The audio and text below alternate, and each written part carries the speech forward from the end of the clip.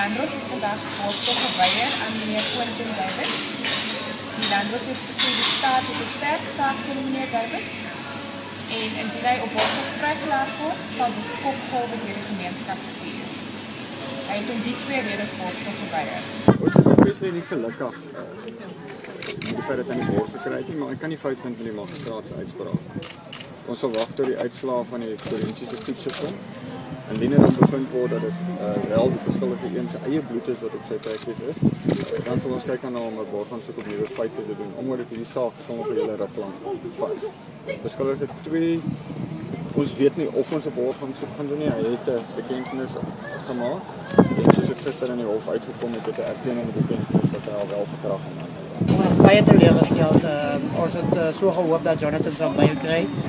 Teleurgesteld omdat die hof toegelaat het dat in alle waarsin dat die twee getuies wat kom getuig het letterlik teenoor mekaar gepraat het, so hulle het nie saamgestem nie.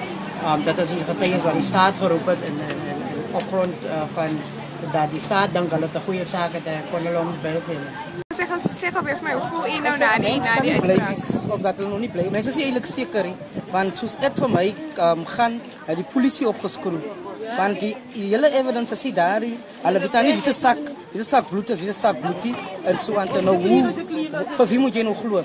En sodra die publiek, hoe kan hy sy confidence verloor in die polisie, hoe maak mense nou? Die saak is tot die 22ste April vir verdere ondersoek uitgestel.